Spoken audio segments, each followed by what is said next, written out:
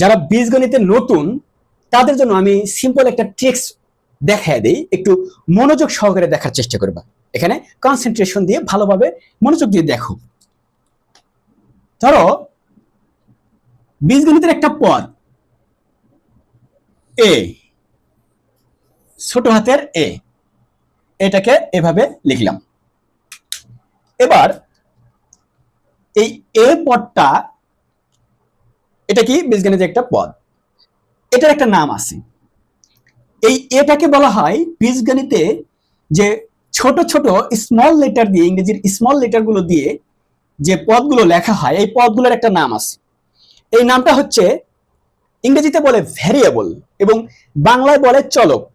বাংলায় বলে কি? চলক। ভ্যারিয়েবল শব্দের অর্থ হচ্ছে যার বিভিন্ন ধরনের মান আছে, ভ্যারিটিস টাইপস অফ ভ্যালু। এবার এই যে ভ্যারিয়েবল বা চলক, এটার অনেকগুলো মান হতে পারে, যে কোনো একটা মান, যে কোনো মান হতে পারে যার মানটা আমরা জানি না, অজ্ঞাত। অজ্ঞাত মান, অজানা মান। আশা করি বোঝা গেছে। এই যে এই চলকটা, এই চলকটার সামনে সবসময় একটা সহগ থাকে। কি সেই সহগ?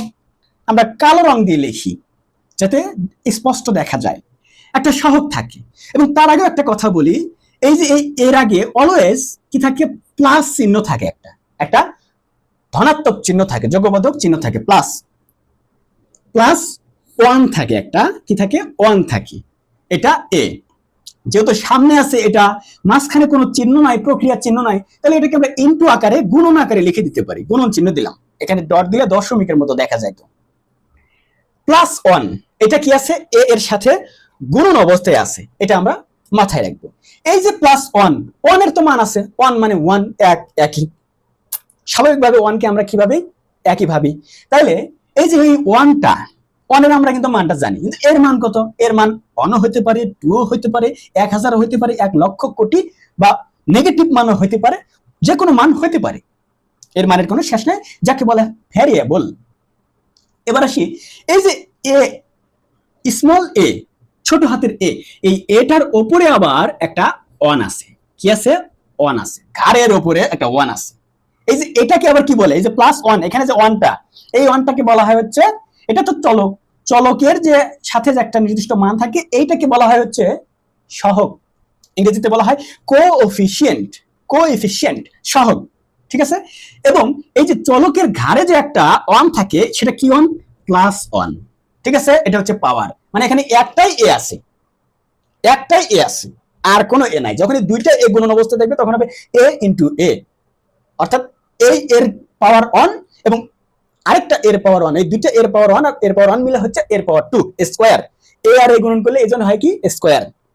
গুণনের সময় এই যে সূচক, এই যে ঘাড়ের যে এই বিষয়টা, এটাকে বলা হয় হচ্ছে ঘাত। ঘাত বলে, সূচকও বলে। ঠিক আছে? ঘাত, এটাকে বলা হয় কি? ঘাত। এক্সপোনেন্ট মানে সূচক। এবং এই যে সাথে যেটা, এটাকে মার্কিং করে দিই, এটাকে বলা হয় হচ্ছে সহগ, কোএফিসিয়েন্ট, সহগ। এবং এই এ এর ঘাড়ের পিঠে যেটা থাকে, সেটাকে বলা হয় ঘাত। মাথার উপরে যেটা থাকে বা কানের পিঠে বলি, যাই বলি, এটা হচ্ছে প্লাস ওয়ান। যদি এই যে এই প্লাস ওয়ান, অথবা এখানে যে সামনে যে প্লাস ওয়ান, এটা যদি এই শুধুমাত্র প্লাস ওয়ান বাদে, প্লাস বাদে অন্য কিছু হইতো, তাহলে অবশ্যই সেটাকে আমাদের উল্লেখ করে লিখতে হইতো, সেটাকে আমাদের উল্লেখ করে লিখতে হইতো। কিন্তু এখানে এই যে এই প্লাস ওয়ান, এটা একদম স্বাভাবিক বিষয়, সে কারণে এটাকে আর উল্লেখ করে লেখার দরকার হয় না। এটা সবসময় হিডেন থাকে, উজ্জ্ব থাকে। এবারে আমরা এর সাথে দেখি, এই এ এর সাথে আরেকটা ওয়ান আমরা বলতে পারি মনে মনে, যে একটা ওয়ান আছে গুণন অবস্থায়। সেটা কি ওয়ান? সেটাও প্লাস ওয়ান। ওই একই কথা, সামনে গুণন থাকলেও যা, পেছনে গুণন থাকলেও তাই। কিন্তু সামনেরটা আমরা আলাদাভাবে বললাম এই জন্য যে এটা একটা সহগ, অলওয়েজ এটা মাস্ট থাকবেই। ধরি এম, এ না দিয়ে বি ধরি, স্মল বি, এই বির আগে একটা ওয়ান আছে, কিন্তু যখনই টু থাকবে তখনই সেটাকে উল্লেখ করে লিখতে হবে। ওয়ান থাকলে ওয়ান বি আর লেখার দরকার নাই। আশা করি বোঝা গেছে কথাটা। ঠিক আছে? এবার আমরা এর সাথে আমরা মনে মনে আবার কি ধরতে পারি, যে এর সাথে এ এর সাথে এ এর ডান পাশে একটা প্লাস ওয়ান কি আছে? অলওয়েজ গুণন অবস্থায় আছে। এটা আমরা সংখ্যাকে বোঝার খাতিরে ধরে নিতে পারি। এবারে এর সাথে আমরা আরেকটা জিনিস মনে মনে ধরে নিতে পারি, সেটা কি? এর নিচে আছে হলো একটা ওয়ান। সরি, এটা কালো রং দিয়ে লিখি যাতে স্পষ্ট বোঝা যায় সংখ্যাটা। এর নিচে আছে একটা ওয়ান, ওয়ান, এই ওয়ানটাও কি প্লাস ওয়ান, এবং এই ওয়ানটা আছে ভাগ আকারে, ঠিক আছে? কি আকারে আছে? ভাগ আকারে আছে এই ওয়ানটা। আশা করি বোঝা গেছে। এবারে এই যে এই ওয়ানটা যে ভাগ আকারে আছে, এটা আমরা মনে মনে সবসময় ধরে নিতে পারি আমাদের সুবিধার জন্য, এবং ওয়ানটা যে প্লাস ওয়ানটা যে গুণন আকারে আছে, এটা আমরা মনে মনে সবসময় ধরে নিতে পারি আমাদের সুবিধার জন্য। কেন আমরা এটা ধরে নেব? কারণ আমাদের যে কোনো সমস্যার ক্ষেত্রে, যে কোনো পদের সমস্যা সমাধানের ক্ষেত্রে এরকম যদি কোনো পদ থাকে সেক্ষেত্রে আমাদের সুবিধা হবে, অথবা অন্য কোনো পদের ক্ষেত্রে সেটা উল্লেখ করে দেওয়াই থাকবে। যদি স্বাভাবিক পদ ছাড়া অন্য কোনো পদ থাকে, শুধুমাত্র ওয়ানের ক্ষেত্রে এরকমটা হবে, এবং বাকি সব ক্ষেত্রে আমাদেরকে অবশ্যই মাস্ট উল্লেখ করে লিখতে হবে। কিভাবে? যেমন মাইনাস এ মানে মাইনাস ওয়ান এ, এটা আমাদের মাস্ট উল্লেখ করে লিখতে হবে, ঠিক আছে? আবার যদি আমরা বলি যে এর পাওয়ার ওয়ান আছে কিন্তু সেটা মাইনাস, সেটাও আমাদের উল্লেখ করে লিখতে হবে। ইভেন এই মাইনাস ওয়ান বাদেও 2, 3 যাই থাকুক, শুধুমাত্র ওয়ান থাকলে, প্লাস ওয়ান থাকলে আমাদের উল্লেখ করে লেখার দরকার নাই, এবং বাকি সব ক্ষেত্রে আমাদের উল্লেখ করে লিখতে হবে। এ ইনভার্স এর power minus one, A to the power minus one, এটাকে বলে এ ইনভার্স ওয়ান। আচ্ছা, এটা সমান কি? এ ইনভার্স ওয়ান মানে কি? One by A, one by A, ঠিক আছে?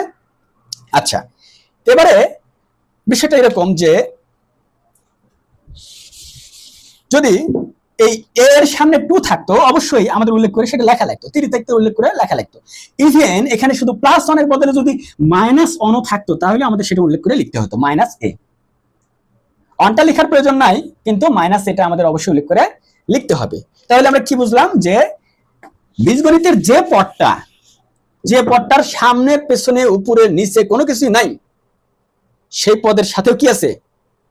কিছু না কিছু আছে। সেটা কি? ওই যে প্লাস এবং ওয়ান।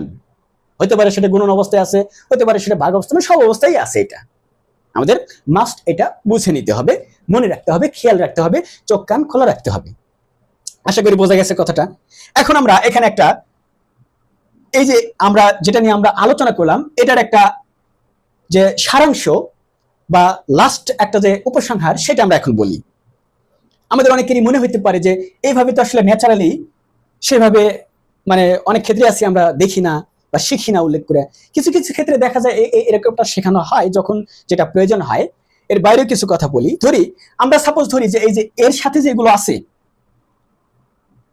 এটা কি সঠিক নাকি ভুল? আমরা যদি ভিতরে ভিতরে মনে মনে ধরি যে এটা একটা ভুলই শিখলাম আমরা, কিন্তু ভুল শিখলাম বা ভুল মনে হলেও আমাদের সাথে আমাদের মনে যদি এটা ভুলও মনে হয়, তাহলে সেটা আমাদের বুঝতে হবে যে হ্যাঁ, এই ভুলটারও মূল্য আছে, এই ভুলেরও ভ্যালু আছে, ভুলের মূল্য।